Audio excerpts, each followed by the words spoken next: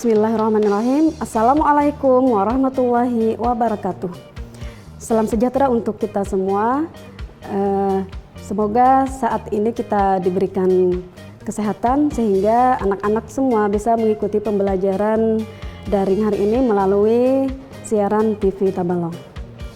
Pembelajaran hari ini kalian ditemani oleh Ibu. Perkenalkan, nama Ibu Nurmakiyah, asal instansi SMPN 4 Benua Lawas. Sebelum kita memulai pembahasan hari ini, marilah kita mengucapkan basmalah. Bismillahirrahmanirrahim. Selanjutnya kita berdoa sesuai ajaran agama masing-masing. Semoga pada pembelajaran kita hari ini diberikan keberkahan oleh Allah Subhanahu wa Ta'ala. Berdoa mulai. Berdoa selesai. Sebelum kita membahas materi hari ini, Ibu ingin mengulang kembali materi sebelumnya, yaitu tentang mobilitas sosial. Sebelumnya kalian sudah mempelajari tentang mobilitas sosial, yang mana kalian ketahui bahwa interaksi itu akan terus-menerus terjadi dalam kehidupan masyarakat dan kemudian akan mengubah pola pikir masyarakat tersebut dan memungkinkan akan terjadinya mobilitas sosial. Seseorang yang telah mengalami mobilitas sosial berarti dia telah mengalami yang namanya perubahan status sosial.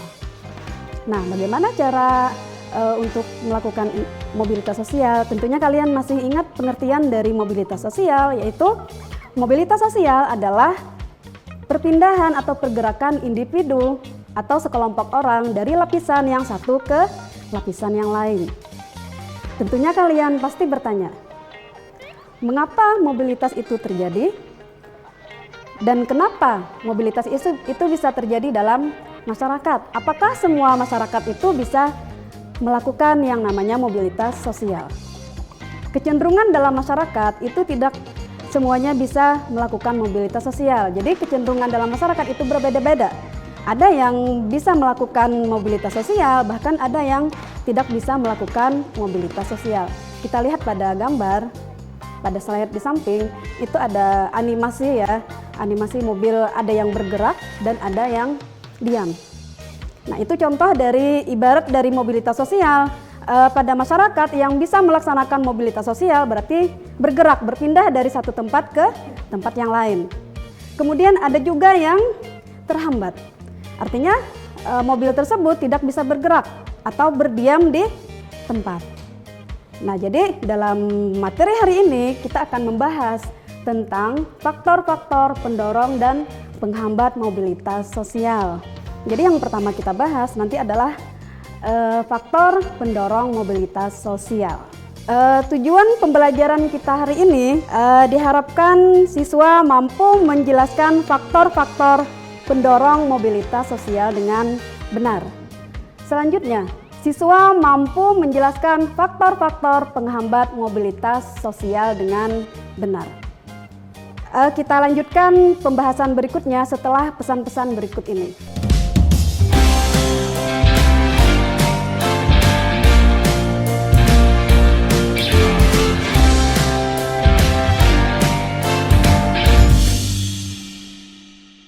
Oke, kita lanjutkan materi tadi anak-anak. Untuk pembahasan selanjutnya yaitu tentang faktor-faktor pendorong mobilitas sosial. Di sini kita bahas ada 6 faktor pendorong mobilitas sosial. Yang pertama adalah faktor struktural. Kemudian faktor pendorong mobilitas sosial yang kedua adalah faktor individu. Selanjutnya adalah faktor sosial, faktor ekonomi, faktor politik, dan faktor atau kemudahan pendidikan. Yang pertama dulu kita bahas adalah faktor struktural. Yang mana di sini jumlah relatif dari kedudukan tinggi yang bisa dan harus diisi serta kemudahan untuk memperolehnya. Nah, jadi suatu kedudukan yang tinggi itu harus diisi dan diberikan kemudahan dalam memperolehnya. Tentunya kalian pasti mengetahui bahwa Yang menduduki status tertinggi di negara kita adalah presiden. Ini contohnya presiden. Jadi ada 7 presiden yang pernah dan saat ini masih menjabat di negara Indonesia. Masih ingat, yang pertama adalah Soekarno, Soeharto, B.J. Habibie, Abdurrahman Wahid, Megawati, Susilo Bambang Yudhoyono, dan Joko Widodo. Bagaimana mereka bisa menduduki status tertinggi tersebut? Tentunya mereka punya kemampuan, jadi bukan berdasarkan keturunan. Mereka punya prestasi dan kemampuan, dan mereka dipilih oleh rakyat berdasarkan demokrasi yang diakui di Indonesia. Jadi mereka itu bisa menduduki kedudukan tersebut berdasarkan prestasi, bukan keturunan. Beda dengan pada pemerintahan zaman dulu, pemerintahan kerajaan, jika seseorang ingin menjadi raja, maka dia harus keturunan raja atau dia adalah anak raja. Lihat pada gambar, itu ada kasta di India. Nah, kasta di India ini yang menyulitkan terjadinya mobilitas sosial. Karena di sini berdasarkan lapisan. Jadi lapisan yang paling atas itu ada Brahmana, Ksatria, Waisya, dan Sudra. Yang mana yang paling bawah lapisan tersebut adalah rakyat biasa. Nah, jadi tokoh yang ada di Indonesia, tadi yang Ibu jelaskan, yang Ibu contohkan presiden tadi, mereka itu dari keturunan, bukan dari keturunan raja, tapi mereka adalah rakyat biasa. Tapi mereka bisa menduduki lapisan tertinggi. Nah, jadi anak-anak, kalian juga kalian sebagai rakyat biasa itu bisa punya cita-cita ingin menjadi presiden atau ingin menjadi pemimpin di suatu daerah atau wilayah. Dengan cara seperti apa? Dengan cara belajar dengan segigih-gigihnya supaya kalian bisa mencapai apa yang kalian inginkan. Kemudian faktor yang kedua. Nah, di sini faktor yang kedua adalah faktor individu. Yang mana di sini kualitas seseorang ditinjau dari tingkat pendidikan, penampilan maupun kemampuan pribadi. Tentunya di sini pendidikan, penampilan maupun kemampuan pribadi itu masing-masing orang berbeda-beda. Di sini ada 3 cakupan untuk faktor individu. Yang pertama adalah sikap. Sikap ini adalah maksudnya orientasi sikap dalam seseorang untuk melaksanakan yang namanya mobilitas sosial.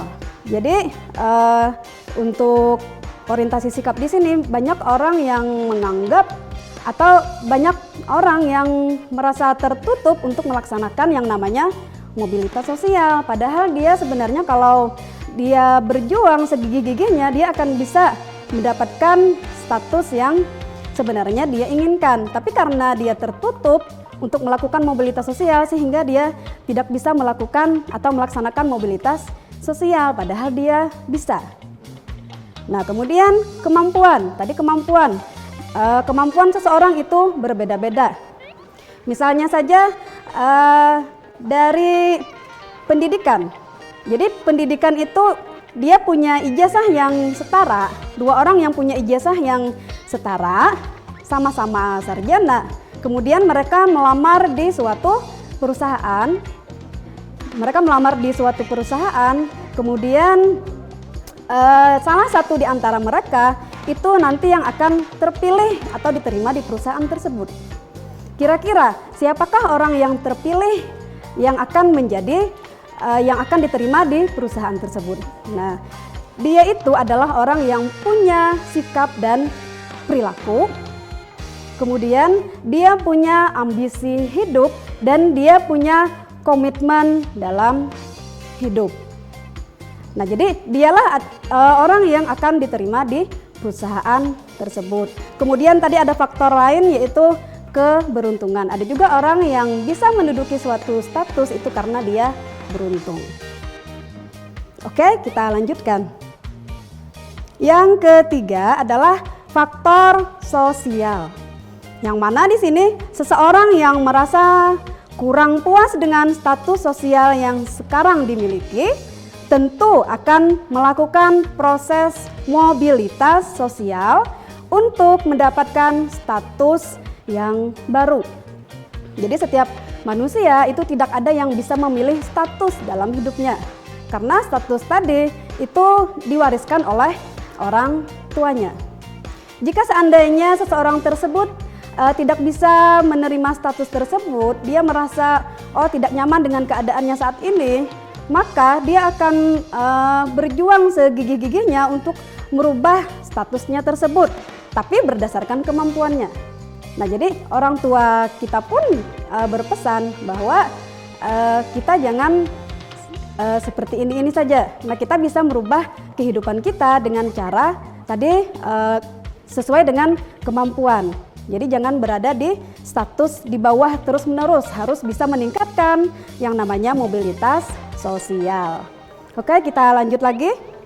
Yang selanjutnya adalah faktor ekonomi. Di sini kondisi ekonomi yang membaik dapat memberikan dorongan untuk melakukan ekspansi dalam berbagai macam usaha.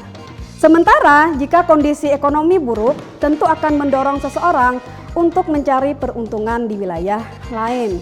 Nah, jika di suatu wilayah itu kondisi ekonomi di wilayah tersebut baik atau keadaan ekonomi seseorang baik, maka dia akan bisa melakukan mobilitas sosial karena yang namanya ekonomi baik berarti dia punya modal, dia bisa menempuh pendidikan yang tinggi atau menyekolahkan anak-anaknya ke sekolah yang tinggi dan dia punya fasilitas lainnya. Sehingga dia memudahkan dia untuk melakukan ekspansi dalam berbagai macam usaha, sehingga mobilitas sosial yang dia miliki saat itu bisa lebih meningkat.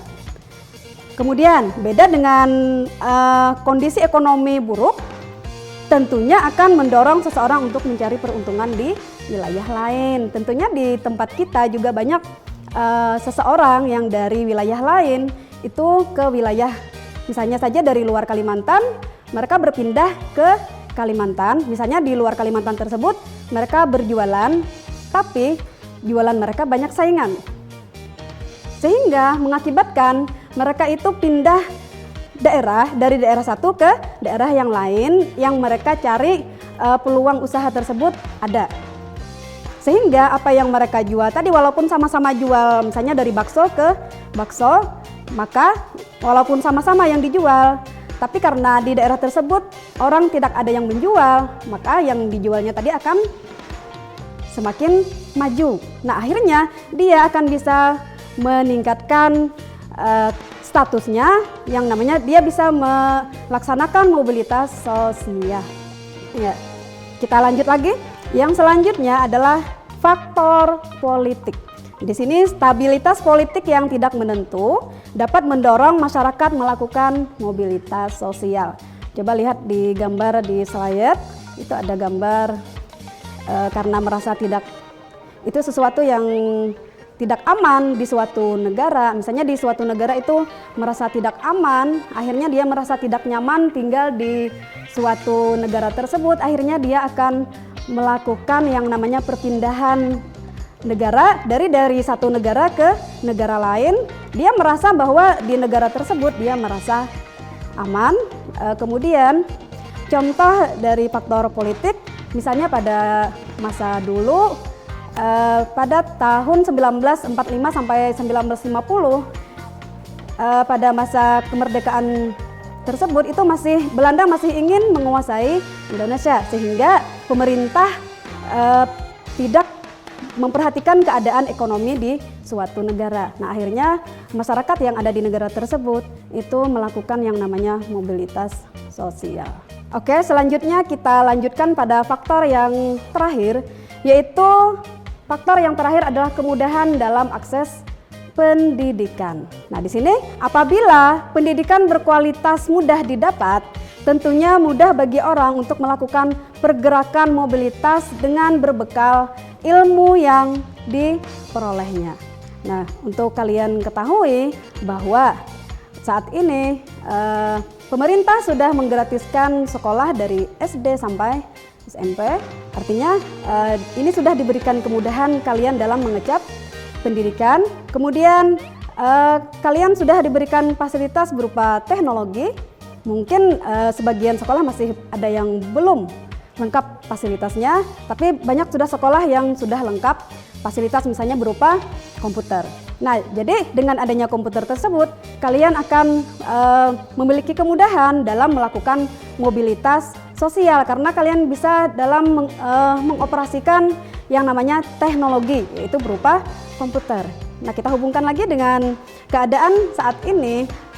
Kalian yang mulanya tidak bisa, mungkin jarang buka HP, jarang online, karena pada masa pandemi seperti ini kalian di rumah mengerjakan tugas, kalian bisa menggunakan Classroom, kalian bisa mencari ilmu pengetahuan di Google. Nah, itu merupakan sebuah mobilitas sosial ke atas. Artinya level kalian itu naik ke atas. Jadi dengan adanya pembelajaran seperti itu, kalian secara tidak langsung harus bisa dalam mengerjakan tugas-tugas yang sudah diberikan oleh guru.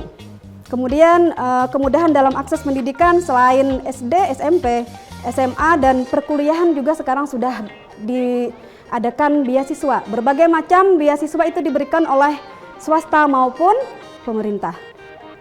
Jadi kalau kalian merasa dari keluarga yang tidak mampu, jangan berkecil hati. Kalian tetap harus semangat terus belajar supaya kalian bisa mencapai cita-cita yang kalian inginkan. Nah, misalnya saja kalau di perguruan tinggi sekarang sudah ada yang namanya bidik misi. Jadi beasiswa bidik misi ini sudah ada pada masa Presiden Susilo Bambang Yudhoyono. Apa itu beasiswa bidik misi?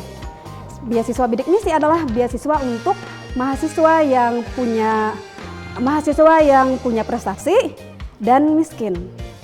Nah, jadi kalian yang punya cita-cita tadi bisa melanjutkan sekolah dengan menggunakan atau dengan mendaftar di bidik misi.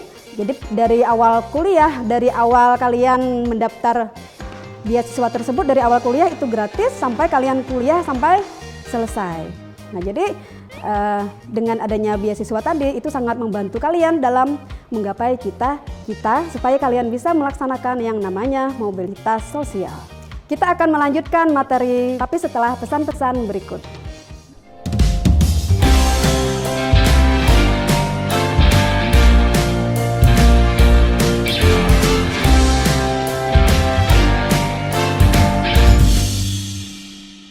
Oke, kita lanjutkan materi berikutnya, yaitu tentang faktor penghambat mobilitas sosial.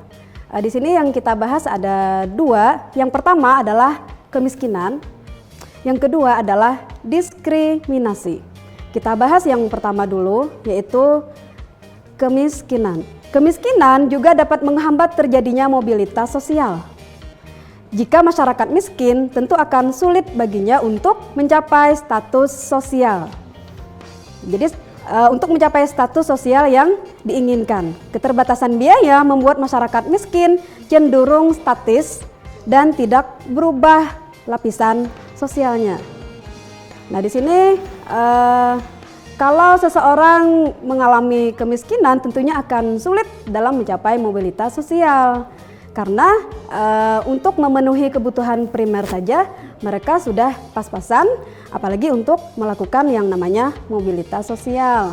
Apa di sini yang mempengaruhi dari terjadinya kemiskinan? Kemiskinan itu dipengaruhi oleh pendidikan yang rendah, sehingga menghasilkan sumber daya manusia yang kurang berkualitas.